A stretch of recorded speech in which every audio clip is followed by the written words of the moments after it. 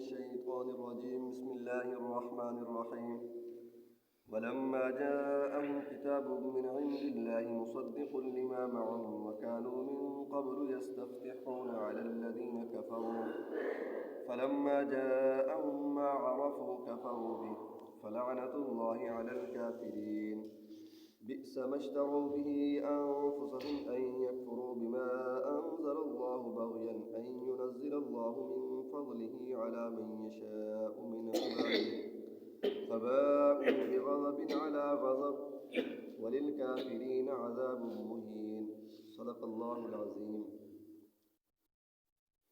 پچھلی آیات کے اندر اللہ تعالیٰ نے یہود نے جو تورات کے اندر احکام آئے تھے اس کے بارے میں بیان کیا تھا کہ انہوں نے ان احکام پر عمل نہیں کیا تھا،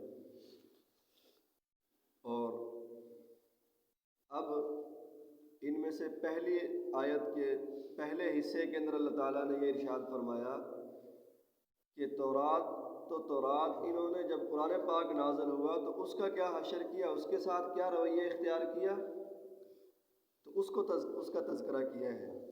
فرمایا کہ وَلَمَّا جَاءَهُمْ كِتَابٌ مِّنْ عِندِ اللَّهِ، جب آ گئی ان کے پاس کتاب اللہ کی طرف سے، مُصَدِّقٌ لِّمَا مَعَهُمْ، وہ کتاب بھی ایسی ہے کہ جو تمہارے پاس کتاب ہے نا، پہلے کون سی کتاب تھی ان کے پاس پہلے سے؟ یہودیوں کے پاس کچھ یاد کر کے جایا کریے نا، تورات تھی جو تمہارے پاس کتاب ہے نا پہلے سے، تورات۔ اب جو کتاب آئی ہے کون سی؟ قرآن پاک۔ یہ اس کتاب کے مخالف نہیں ہے، یہ اس کتاب کا دشمن نہیں ہے، یہ اس کتاب کے احکام کو توڑنے والا نہیں ہے، اس کی مخالفت نہیں کرتا، بلکہ کیا ہے؟ مصدق لما معہم، جو تمہارے پاس کتاب ہے یہ قرآن بھی اس کی تصدیق کرتا ہے۔ جب یہ بھی اس کی تصدیق کرتا ہے تو اب اس کے اوپر بھی تمہارا کیا ہونا چاہیے؟ ایمان ہونا چاہیے۔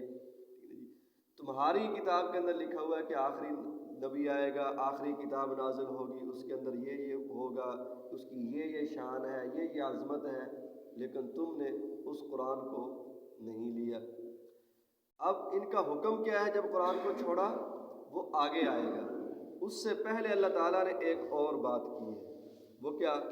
کہ وَكَانُوا مِن قَبْلُ يَسْتَفْتِحُونَ عَلَى الَّذِينَ كَفَرُوا، یہ اس سے پہلے یعنی اس کتاب سے پہلے یستفتحون علی الذین کفروا، کافروں پر، کافروں کے مقابلے میں، کافروں کے خلاف فتح مانگتے تھے۔ سمجھ آئی؟ یہ ترجمہ ذہن میں رکھیے کہ اس سے پہلے یعنی اس کتاب کے آنے سے پہلے، اس نبی آخری کے آنے سے پہلے کافروں کے مقابلے میں یہ فتح مانگا کرتے تھے۔ کیا مطلب؟ یستفتحون کا دو مطلب علماء نے لکھے ہیں۔ ایک مطلب یہ ہے کہ وہ یستفتحون کا معنی ہے بیان کرنا، ظاہر کرنا، کھولنا، فتح کھولنے کو کہتے ہیں نا، جنگ کے اندر فتح ہو گئی، کیا مطلب؟ کہ وہ شہر ہمارے لیے کھل گیا ہے، وہ ملک ہمارے لیے کھل گیا ہے۔ تو یستفتحون وہ بیان کرتے تھے، کھولتے تھے کہ بھئی آخری نبی آنے والا ہے، آخری نبی کی یہ عظمت ہے، آخری کتاب آنے والی ہے، یہ اس کی شان ہے۔ اس نبی کے آنے سے پہلے، اس کتاب کے آنے سے پہلے لوگوں کو دعوت دیتے تھے کہ بھئی وہ نبی آنے والا ہے، اس کا کلمہ پڑھ لینا، کامیاب ہو جاؤ گے۔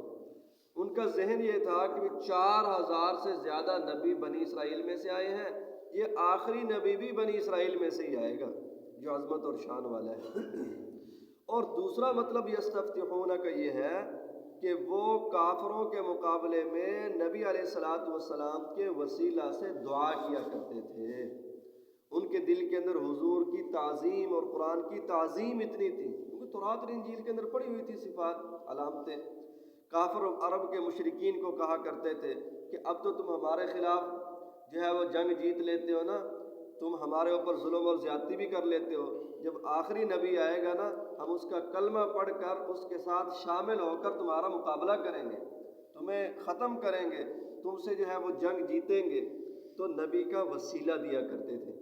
اب یہاں پر یاد رکھیں کہ وسیلہ دے کر دعا مانگنا جائز ہے، ٹھیک ہے، کہ اللہ اپنے حبیب کے صدقے، اپنے حبیب کی جو ہے وسیلہ سے، اب یہ جو لفظ ہے وسیلہ، صدقہ، حرمت، جاہ، حق، بحق نبی یا بحق فاطمہ بھی الفاظ جو ہے وہ دعاؤں کے اندر استعمال کرتے ہیں، ٹھیک ہے نا جی۔ اب یہاں یاد رکھیں کہ وسیلہ کے ساتھ دعا مانگنا جائز ہے، لیکن اگلی بات بھی ذہن میں رکھیں کہ اگر یہ سمجھتا ہے کہ جس کا وسیلہ دیا جا رہا ہے، جس ذات کا، کسی نبی کا، کسی ولی کا، کسی صحابی کا، کسی جو ہے امام کا، اگر یہ سمجھتا ہے کہ وہ نبی یا ولی عالم الغیب ہے، مختار کل ہے، ٹھیک ہے نا جی، متصرف فی الامور ہے، اور جب اس کا وسیلہ دیا جائے گا اللہ ضرور دعا کو قبول کرے گا، کبھی رد نہیں ہو سکتی، اللہ کے ذمے ہو جائے گی، اللہ مجبور ہو جائے گا اس دعا کو قبول کرنے پر، تو ایسا وسیلہ گناہ، کفر اور شرک کے زمرے کے اندر آتا ہے۔ بات سمجھ آئی؟ وسیلے کا فرق سمجھ آئے؟ ہاں اگر یہ کہتا ہے کہ اللہ اپنے حبیب کے صدقے، ٹھیک ہے نا جی، میری اس دعا کو قبول فرما، واسطہ دیتا ہے، اور اس نبی یا ولی کو مختار کل، عالم الغیب، متصرف فی الامور، یعنی یہ نہیں سمجھتا کہ جب وسیلہ دے دیا لازم اللہ پر جو ہے وہ مجبور ہو گیا اللہ دعا قبول کرنا، اللہ تعالیٰ کی مرضی ہے قبول کرے یا نہ کرے، دے نہ دے، اختیار سارا کا سارا اللہ رب العزت کے پاس ہی ہے، تو ایسا وسیلہ دینا کیا ہے؟ جائز ہے۔ اور دوسری بات یہ کہ وسیلہ کسی اللہ کے نبی کا، کسی صحابی کا، کسی امام کا، یہ بھی جائز ہے، اور اپنے کسی خاص عمل کا بھی وسیلہ دیا جا سکتا ہے، ٹھیک ہے نا جی۔ مثال کے طور پر کبھی آپ نے روٹین ہو کہ بھی آپ نماز نہیں چھوڑتے، کبھی آپ نے ایسا کام کیا ہو جس کے اندر آپ کو یقین ہو کہ یہ خالص میں نے اللہ کی رضا کے لیے کیا ہے، ٹھیک ہے نا جی، آپ اس کا بھی وسیلہ دے سکتے ہیں۔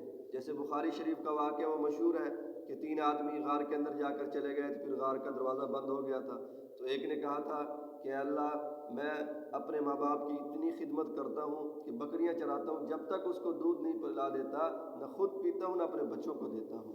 ایک نے کہا تھا کہ اگر یہ عمل قبول ہے تو یہ ہٹا دے، تو تھوڑا سا پتھر سرک گیا تھا، اور دوسرے نے کہا تھا کہ بھئی میں زنا کا موقع تھا، اس طرح کی یہ 3 باتیں کی ہیں، میرے پاس اسباب تھے، میری جو ہے وہ چچا زاد آئی ہوئی تھی، میں بالکل تیار تھا، لیکن تیرے ڈر کی وجہ سے میں نے زنا کو کیا کر دیا تھا؟ چھوڑ دیا تھا۔ اور اسی طرح ایک نے کہا تھا کہ بھی ایک مزدور آیا تھا، مزدوری نہیں لی تھی، میں نے اس کی جو ہے مزدوری کے ساتھ کاروبار کیا، برکت ہوئی اس کاروبار کے اندر، سارا پیسہ کچھ عرصے کے بعد وہ سارا کا سارا میں نے اس مزدور کو دے دیا۔ تو جب انہوں نے اپنے عمل کا وسیلہ دیا تو اللہ تعالیٰ نے ان کی دعا کو قبول فرمایا، اور پتھر راستے سے کیا ہو گیا؟ ہٹ گیا ہے۔ اگر آپ بھی تہجد پڑھتے ہیں، ٹھیک ہے نا جی، آپ اللہ کے راستے کے اندر خرچ کرتے ہیں، دعا مانگ سکتے ہیں کہ اے اللہ فلاں دن میں نے تیرے لیے یہ عمل کیا تھا، اے اللہ اس عمل کی برکت سے میرا یہ کام کر دے، ٹھیک ہے نا؟ تو اپنے عمل کا وسیلہ دینا بھی جائز ہے، اور کسی نبی، کسی صحابی اور وسیلے کے اندر صدقہ کہہ دینا، حق کہہ دینا، جاہ کہہ دینا، حرمت کہہ دینا، وسیلہ کہہ دینا، یہ سارا کیا ہے؟ جائز ہے۔ اصل میں مسئلہ یہ بنتا ہے کہ نہ تو جاہل مولوی جو ہے وہ پوری طرح عوام کو سمجھاتا ہے، نہ عوام سمجھنے کی کوشش کرتی ہے۔ مسئلہ یہاں پر آ کر خراب ہو جاتا ہے کہ کچھ لوگ تو وسیلے کو حرام سمجھتے ہیں کہ یہ تو